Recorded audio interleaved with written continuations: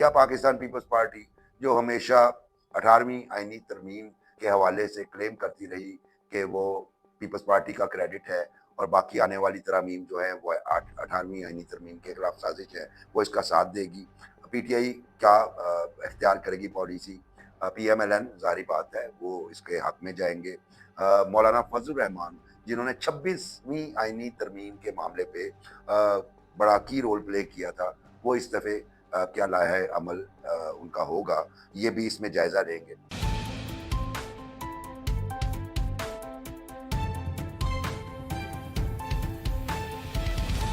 अस्सलाम वालेकुम दोस्तों, मैं हूं मुबशर बुखारी।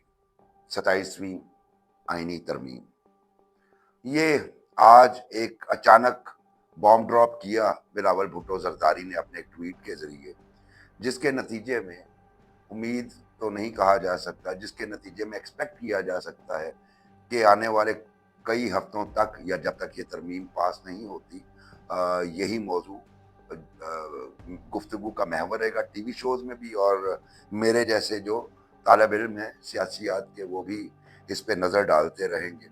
अच्छा, इसमें हम जायज़ा लेंगे कि 27वीं आईनी तरमीम है क्या, और पॉलिटिकल पार्टीज इस पे क्या पोस्चर्स इख्तियार करेंगी। क्या पाकिस्तान पीपल्स पार्टी जो हमेशा 18वीं आईनी तरमीम के हवाले से क्लेम करती रही कि वो पीपल्स पार्टी का क्रेडिट है और बाकी आने वाली तरमीम जो है वो 18वीं आईनी तरमीम के खिलाफ साजिश है, वो इसका साथ देगी। पीटीआई क्या इख्तियार करेगी पॉलिसी? पीएमएलएन ज़ाहिर बात है वो इसके हक में जाएंगे। मौलाना फजल रहमान जिन्होंने 26वीं आईनी तरमीम के मामले पे बड़ा की रोल प्ले किया था, वो इस दफ़े क्या लाहे अमल उनका होगा, ये भी इसमें जायज़ा लेंगे। आज जो बिलावल भुट्टो जरदारी का शुक्रगुजार होना चाहिए, क्योंकि वो पहले लीडर हैं जिन्होंने इस पे खुल के बात की एक ट्वीट के जरिए। उन्होंने आज एक ट्वीट किया और कहा कि मुस्लिम लीग नवाज का एक वफ्द वजीर आजम मियाँ शहबाज शरीफ की क़यादत में सदर आसिफ जरदारी और उनसे मिलने आया था, और उन्होंने 27वीं आईनी तरमीम के हवाले से पाकिस्तान पीपल्स पार्टी की हिमायत मांगी। उसके साथ साथ उन्होंने ये कहा कि जो 27वीं आईनी तरमीम का प्रपोज्ड बिल है या जो उसका मुसव्वदा है, उसके मुताबिक इसमें आईनी अदालत का क़याम, एग्जेक्टिव मजिस्ट्रेट सिस्टम की बहाली और जजों के तबादले का इख्तियार, और साथ साथ एनएफसी में सूबाई हुकूमतों को जो हिस्सा जाता है उसको 18वीं आईनी तरमीम में प्रोटेक्ट किया गया था, तो तहफ़्फ़ुज़ ख़त्म करना, और तालीम और आबादी के महकमा जात जो है बहबूद आबादी के, वो वापस वफाक को देना। ये उनकी ट्वीट का जो है वो लुब्बे लुबाब था। लेकिन ये यहाँ पे बात ख़त्म नहीं होती। हमारे ज़राए ये भी बताते हैं कि उसमें और बहुत सी चीज़ें हैं। कुछ अहम कलीदी ओहदों पर तय्युनात अफराद की जो उनका टेन्योर है उसमें एक्सटेंशन भी इसमें शामिल है, और उसके अलावा भी कुछ ऐसी पावर्स हैं कुछ इंडिविजुअल्स को जो वक्त आने पे सामने आ जाएंगी। उन पावर्स को सोर्सेज ने अभी तक डिस्क्लोज नहीं किया। इन शॉर्ट अगर इसे देखें तो ये वफाक और अदलिया के खद्दोखाल की रीस्ट्रक्चरिंग के लिए ये 27वीं आईनी तरमीम इंट्रोड्यूस करवाई जा रही है। इस पे सबसे पहले तो हम पीएमएलएन की जानिब चलते हैं।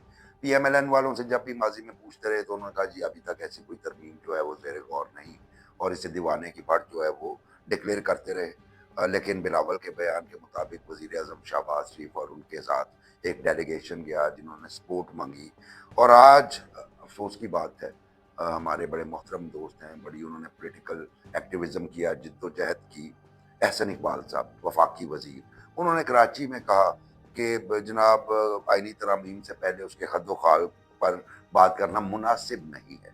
ये उनका पोस्चर हो गया। उसके बाद असद कैसर साहब ने कहा जी हम ऐसी प्रपोजल को मुस्तरद करते हैं, लेकिन एक इंतहाई उन्होंने बोल्ड स्टेटमेंट दिया।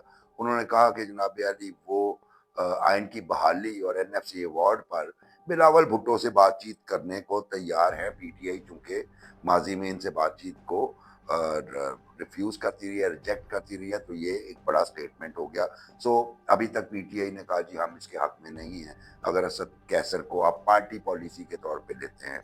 उसके बाद आते हैं पाकिस्तान पीपल्स पार्टी की जानिब। उन्होंने कहा कि बिलावल ने अपनी ट्वीट में ही मेंशन किया 6 नवंबर को उन्होंने पार्टी की सेंट्रल एग्जीक्यूटिव कमेटी का इजलास बुलाया है। आसिफ जरदारी सदर पाकिस्तान मुल्क से बाहर हैं, वो भी वापस आ जाएंगे और उसमें ये डिस्कस करेंगे कि हिमायत करनी है या नहीं। अच्छा, इसके साथ साथ ज़राए के मुताबिक असम्बली का इजलास भी 5 नवंबर को तलब कर दिया गया है और उसमें जो स्पीकर है याद सादिक है, उन्होंने पार्लियामेंट्री लीडर्स को भी इनवाइट किया है बकौल ज़राए कि वो उनसे बात करें ताकि एजेंडा सेट किया जा सके। सो होपफुली जो ही ये असम्बली का इजलास शुरू होगा तो इस आइनी तरमीम को अप्रूव करवाने के लिए काम शुरू हो जाएगा। उसके साथ साथ अब आते हैं मौलाना फजलुर रहमान की तरफ। मौलाना फजलुर रहमान ने 26वीं आइनी तरमीम में भी पहले उसकी मुखालफत की, लेकिन फिर वो मीडिएटर बन गए, पीटीआई को भी परसुएड किया और उनका 26th कॉन्स्टिट्यूशनल अमेंडमेंट में एक सेपरेट कॉन्स्टिट्यूशनल कोर्ट के क़याम का इरादा था, जिसको बिलावल भुट्टो जरदारी ने कहा जी सुप्रीम कोर्ट में भी सेपरेट कोर्ट होना चाहिए आईनी और चारों हाई कोर्ट्स में भी सेपरेट आईनी कोर्ट्स होने चाहिए।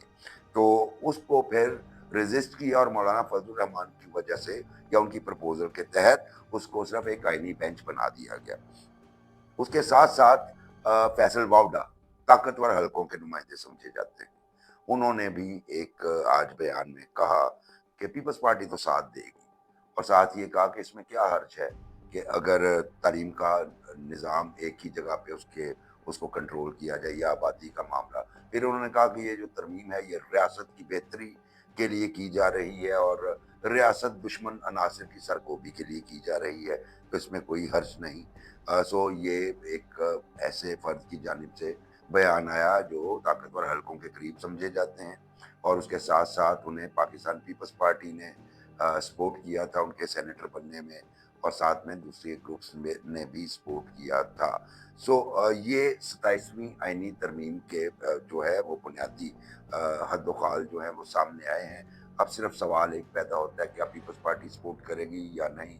यहाँ पे मैं थोड़ा सा आपको तज्जिया नुमा खबर दे रहा हूँ और वो खबर ये है कि सबने देखा कि पाकिस्तान पीपल्स पार्टी ने आज़ाद कश्मीर में नो कॉन्फिडेंस मोशन जो है वो मूव की वहाँ पे, लेकिन उसको मूव करने से पहले आज़ाद कश्मीर से बहुत से आज़ाद अरकान जो हैं वो पाकिस्तान पीपल्स पार्टी में शामिल हो गए और उसके बाद अभी तक उन्होंने अपना नॉमिनेट तो नहीं किया, लेकिन बहरहाल वो क्लेम करते हैं कि उनकी इतनी 30 की स्ट्रेंथ उन्हें चाहिए और वो कहते हैं कि उन्हें इतनी स्ट्रेंथ है कि वो सिंगल हैंडेडली भी हुकूमत आज़ाद कश्मीर में बना सकते हैं और उसके साथ साथ PMLN भी उन्हें सपोर्ट कर रही है।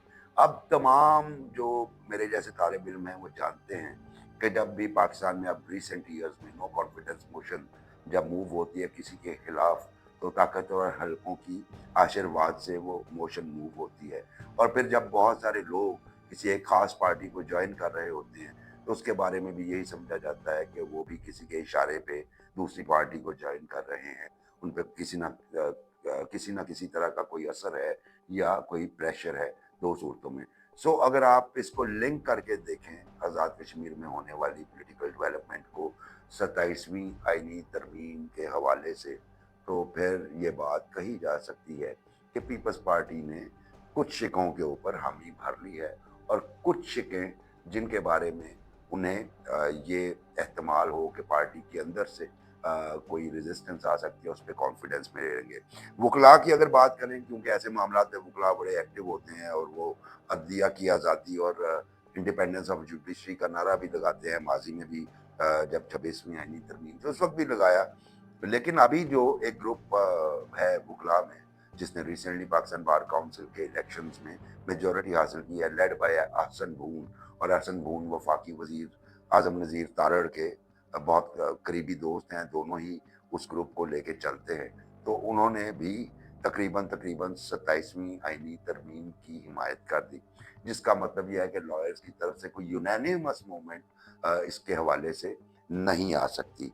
और सहाफ़ियों की अगर बात करें, चूँकि ऐसी कोई अगर मूवमेंट स्टार्ट होती है تو صحافی بھی بڑا کلیدی رول پلے کرتے ہیں، یا میڈیا بڑا کلیدی رول پلے کرتا ہے، تو میڈیا جو ہے وہ کوئی بھی کلیدی رول ادا کرنے کے قابل نہیں رہا۔ غالب کا شعر سن لیجئے، چلتے چلتے عرض نیاز عشق کے قابل نہیں رہا، جس دل پہ ناز تھا مجھے وہ دل نہیں رہا۔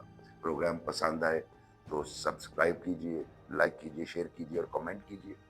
اگلے پروگرام تک کے لیے مجھے اجازت دیجیے۔ اللہ حافظ۔